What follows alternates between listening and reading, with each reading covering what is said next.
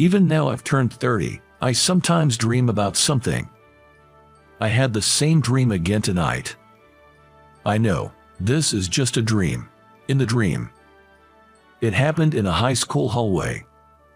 During break time, I was goofing around with my friends. The one passing by was my rival, the only one I couldn't beat in grades or character. I'm responding to a classmate who approaches me with a gentle expression. His confident demeanor was annoying. My friend took advantage of my distraction with her and tripped me up saying, "Gotcha." As I was about to fall, I reflexively grabbed something. It was a sensation like nothing I'd ever felt before. It was soft, warm, and too big to fit in my hand. It took me a few seconds to realize what I had grabbed was her. Well, it was her boob. "I'm sorry." I apologized hurriedly, but she calmly said, "It's not worth an apology." I'm still curious about the meaning of her words. That's why I keep having this dream. I let out a small sigh as I woke up to the alarm clock. My name is David Miller, and I'm turning 30 this year. I got a job at a well-known company right after graduating from university. I was assigned to the system management department. It's a department that takes on the entire system management for the company. The work is rewarding, and I also got a beautiful girlfriend. My perfect life isn't something that just started recently. I was perfect from the moment I was born. Born into an old family, I was raised without any hardship. From the time I became aware of the world around me, I was told that I was handsome, excellent in school, athletic, and tall. Throughout elementary and middle school, I was hailed as a prodigy. It can't be helped that I misunderstood that I was highly competent because of how I was raised. In fact, I was a person with no faults. However, a turning point came when I entered high school. For the first time, I met someone who I might lose to. She is the honor student Thurgley. She was excellent not only academically, but also athletically.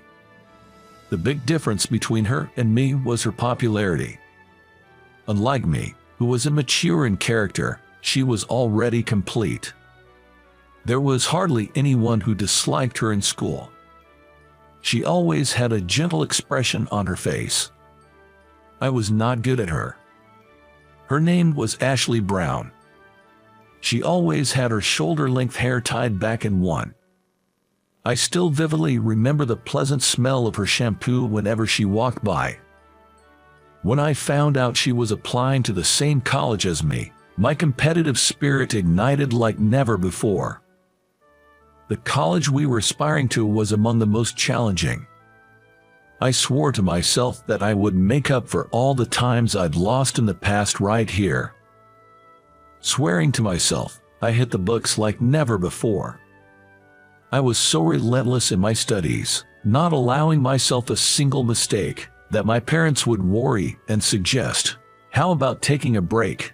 Once, she spoke to me after she found out we were applying to the same college. "David, I heard you're applying to the same college. Let's do this together." I felt embarrassed when she flashed me her sparkling smile. She said she brought some candy, and she left a strawberry-flavored one on my desk before she returned to her own seat and looked out the window. There was a hint of melancholy on her side profile. I think this was about 3 days before the exam. On the day of the exam, I searched for her at the test center. Since we had all applied together from school, our candidate numbers should have been close. Proof of this was that my other friends had close candidate numbers. The seat 3 in front of me was empty. It was probably her seat. At first, I thought she was just running late. I was so concerned about her empty seat that, honestly, I couldn't concentrate on the exam. As a result, I couldn't focus on the exam and my college entrance exam ended. Of course, I passed. My desperate study for the entrance exam didn't let me down. But I felt betrayed by something more important. I never saw her again after that. She didn't show up at the graduation ceremony either. There were rumors that her father's company had been scammed and gone bankrupt.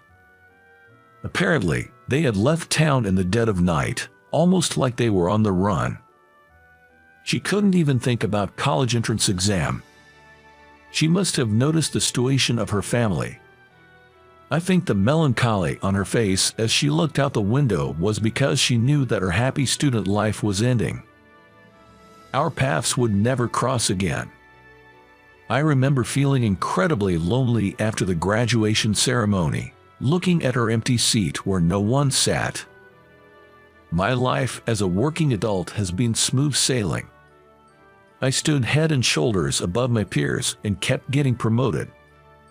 It felt easier than my student days, almost like a game. There was no one in the company who could compete with me. I think that's why I grew into an adult who completely took life for granted. I also got a girlfriend, Lily, known as the most beautiful woman in the office. She joined the company 2 years after me. From the moment I first saw her, I decided that she was the one for me. I wooed her on the day of the welcome party for the new employees, and we quickly started dating. I'm thinking of getting married in the future, but lately, she's been pressuring me to get married, and I'm a bit taken aback. Around this time, it was decided that the company's system would be completely revamped. After a series of competitive presentations, we finally decided on who we would hire to set up our system. It was not a large corporation, but a small IT company. Though small, the company outshined its competitors in their presentation. Apparently, they have a real hotshot system engineer. The representative of the company, a man named Stanley, showed up for our first meeting. He was a rather attractive man with a cool vibe, so much so that the women in our team were quite smitten. And the guy was good at his job. During the meeting, I was constantly amazed at how fast he could think so quickly. He said he would bring the person in charge for the next meeting, and that was the end of our first encounter. I assumed the person in charge would be the ace system engineer. I was excited to meet this person. They were apparently the same age as me, 30. I was excited, feeling like I was about to meet a worthy rival after a long time. The excitement was the same kind I felt when I was competing with Ashley Brown during our college days. When I saw who was coming to the meeting that I had been waiting for, I was so surprised, I thought my jaw was going to drop. I'm the person in charge, Ashley Brown. The person who showed up at the second meeting was her, the one who disappeared on the day of our college entrance exam. There was still a resemblance, but she was not the honor student she used to be.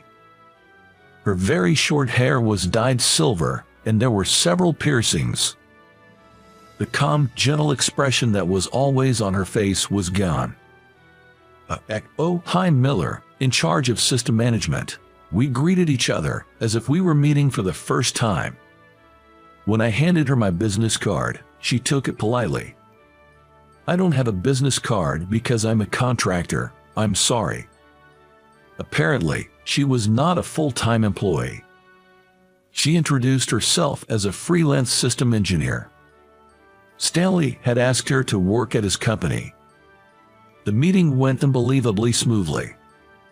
She presented a flawless system proposal, and I couldn't find anything to question. Above all, her explanations were concise and easy to understand, appealing to people's senses. Even the bosses who weren't familiar with system could understand everything from her explanation, so I didn't need to add anything. It was a meeting that would usually take twice as long, but it ended before we knew it. Stanley always said that shorter meetings were better. After confirming a few points about future meetings with Stanley, we called it a day. As Ashley was packing up her laptop, I gathered up my courage to speak to her. I was nervous, thinking what if I was mistaken. "Do you remember me?" I asked. At my words, she seemed to smile a bit. I remember. You've done well, David. I heard you were in charge of system. The last time we exchanged words was back in high school, and it felt strange to be talking to her again as adults. What have you been up to since then? You gave up on your exam too. My words came out more accusatory than I intended. This was my only acknowledged rival. Her sudden disappearance left me feeling betrayed, and I couldn't shake that off. It was a story from more than 10 years ago. Surely she must be annoyed being blamed for something so far back. Just as I expected, she knitted her brows with a look of annoyance. It was a facial expression I'd never seen before. What I've been up to since then is none of your business, isn't it, David? You really have no tact. I was infuriated by her dismissive tone. What the hell? The nerve of you. I'm just worried about you. I unintentionally raised my voice. Is something wrong, Mr. Stanley approached. I didn't know what to say. What do you want to know, Miller? About my college situation? I couldn't go. I didn't even graduate high school. My highest level of education is middle school. Is that what you wanted to know? I don't need your concern. Don't make fun of me. She glared at me as she stated this clearly. The person I've cared about so much is a middle school dropout. I couldn't accept this reality at once. She was the only one I considered a rival. To be honest, there was even a part of me that admired her. Don't be ridiculous, Ashley. You've hit rock bottom like that. I knew my words were childish. But all I could do was berate and belittle her. Education, nonsense. You just have to work your way up with your abilities. Her words left me dumbfounded. I felt like I'd been hit back. It was as if my narrow-mindedness was being held up in front of me. While I was at a loss for words, she left the meeting room quickly. I could see Mr. Stanley whispering something to her. Her slender arm was briefly wrapped around Mr. Stanley's waist in response. Their natural interaction suggested that their relationship was more than just temp and employee. The Ashley Brown I knew no longer existed. In addition to feeling lonely, a strange sense of despair engulfed me. I realized that I had idealized Ashley. Meanwhile, despite my relationship with Ashley, the project was proceeding smoothly. I was gradually getting used to the fact that she was not the person I had idealized. In fact, everything went smoothly with her.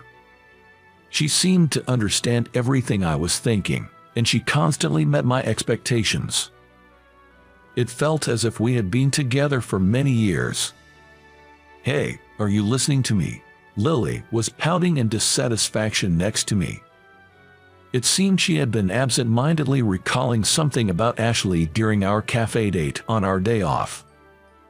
Honestly, I wasn't listening to Lily at all. Sorry, I'm just a bit tired from work. I tried to make an innocent excuse with a smile. Lily puffed her cheeks, looking displeased. Lily, who can be a little selfish, dislikes being put in second place. She's the type that won't be satisfied unless she is the top priority. I used to find that adorable, but today it's not charming at all. Hey, about that temp girl, the shady one with silver hair, I heard she dropped out of high school, LOL. Lily chuckled with a snobbish smirk. It seemed to be rumored in office. I've even had coworkers question whether it's okay to trust the main system to a high school dropout. Each time, I had to hold back my rising anger. I never thought that my girlfriend would say the same thing. It doesn't really matter once you're in the real world, right? If you've got the talent and the skills, that's what matters, I retorted. I had no intention of defending Ashley, but it came out sounding like I was. Lily didn't like that. She didn't like that I disagreed with her opinion. What, have you been charmed by her too, David? Weren't you the one saying anyone without a college degree is trash at the company? Come to think of it, there was a time when I said something like that. Now I realize how arrogant and foolish I was. In fact, high school dropout Ashley is still a few steps ahead of me. Apparently, she even dated Stanley. She eats men up and throws them away at her assignments, LOL. I couldn't hold back my anger at Lily's contemptuous remarks. What the hell do you know about Ashley? You happily spreading such vulgar rumors. You're the worst, I snapped. Normally, I don't raise my voice. Lily was taken aback. We rarely had fights since we started dating. But I just couldn't stand it when Lily made fun of Ashley. Why do I have to be scolded? Did I say something wrong? Lily's face, teary-eyed and glaring at me, looked disgustingly ugly. She might have not meant to be bad. I probably shared the same mindset with her all along. Sorry to interrupt. Isn't it a waste of time to fight over me? Suddenly, we were surprised by Ashley's voice coming from behind. She seemed to have been working at the cafe counter. She had her hoodie up, so I didn't notice Ashley at all. Come to think of it, this cafe is near Ashley's workplace. We were the ones stepping into Ashley's territory. I just told the truth. I didn't do anything wrong. Lily glared at Ashley and, shouting, she bolted from the cafe. All I could do was watch Lily's back as she left. Abandoned in the cafe, Ashley moved over to my table, bringing his laptop with him. Isn't that your girlfriend, David? You're not going to chase her, Ashley said, without taking his eyes off his laptop screen. As she saw our quarrel, I couldn't reply immediately. As I remained silent, Ashley sighed softly. Why did you two argue like that? Well, wasn't that a harsh way to talk about Ashley? You don't know he was a top-notch student with both beauty and brains. Judging him like he's a loser, isn't that awful? I felt strangely flustered as I was being questioned. I didn't do anything wrong. I just wanted Lily to understand that I was arguing with her to defend Ashley. But Ashley just stared at me with cold eyes. These were not the calm, bright eyes Ashley had back in our student days. They were unbelievably cold and dark. Do you think I'm happy about what you did? She said, her voice choked with suppressed anger. How can you speak so confidently without knowing anything? That was just for show. Is flaunting your own righteousness a male trait? My homeroom teacher in high school was like that too. It's ridiculous. Ashley began to talk about her past. She pretended to be a straight-A student in order to get a scholarship. Apparently, her family fell apart during middle school, and it seemed like Ashley was the one holding the family together. Of course, going to college was out of the question. Ashley had been aiming for a special scholarship. Considering her grades, she could get a scholarship from any college. She said she wanted to escape from her home as soon as possible. Then, she was called by the homeroom teacher, who had something to discuss. She was told to give her scholarship spot to another student and take the SAT, which made her doubt her ears. The homeroom teacher was smiling, satisfied with his decision. He didn't even notice Ashley, who was in despair right in front of him. Being forced to take the SAT, Ashley worked harder than ever. But all that effort was in vain, as her family had to run away in the middle of the night due to financial difficulties. There was no way she could take the SAT under such circumstances. Hard work pays off, huh? That's the word of those who were rewarded for their efforts. Ashley ended her story with this line. That's why, David, I get annoyed when I see you. You've been blessed since high school and you shine. Honestly, I didn't want to meet you. She slammed her laptop shut, crumpled up the 2 checks, and with a thin smile. Ashley left the cafe after quickly settling the bill, leaving me dumbfounded and at a loss for words. Listening to Ashley's footsteps, I wondered what I did wrong. The more I thought about it, the more I felt like denying my own life. But that would just make me feel miserable. I downed my cold coffee in one gulp. Ever since running into Ashley on a day off at a cafe, her demeanor became even more businesslike than before. I can tell from her attitude that she wants to get this job done and cut ties with me as quickly as possible. Even though I was hurt by her attitude, we carried on with our work in a business-like manner. Mr. Stanley started to accompany her to meetings that she used to attend alone. There was no chance to speak with her one-on-one anymore. I could tell she was avoiding me completely. Her attitude began to irritate me, and I found it harder to concentrate on my work. To make matters worse, I reached my limit when I saw the two of them getting along so well during meetings. I heard rumors that they've broken up. But even then, seeing her put complete trust in Mr. Stanley stoked my jealousy, and I couldn't stop it. That's when I made a big mistake. It was a communication error about a system specification change. Distracted by the two of them, I made a beginner's mistake. Even though it was a beginner's mistake, a communication error about specification changes could be fatal. I'm sorry, I forgot to mention the specification changes during our last meeting. I realized my mistake when I was shown the developed system. As soon as I realized it, I broke out in a cold sweat and my heart began to pound. Mr. Stanley's expression changed quickly when he heard what I said. Even if there's some leeway in the schedule, specification changes are challenging. What do you mean by that at this late stage? Specification changes now. Mr. Stanley, who is always calm, raised his voice.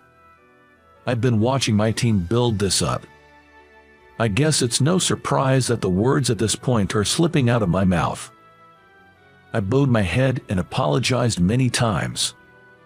We still have some leeway in the schedule, so it should be fine. Please let me check the details of the specification changes. Ashley controlled Mr. Stanley, who had changed color, and said in a quiet voice. I think she tried to prevent my mistake from being known to other colleagues. Ashley laughed a little and said, "We can do it." In the end, all we got was a reply that the delivery date would be just in time. Ashley said, "Don't worry," as she passed me, who couldn't hide my upset at making my first mistake since becoming a working adult.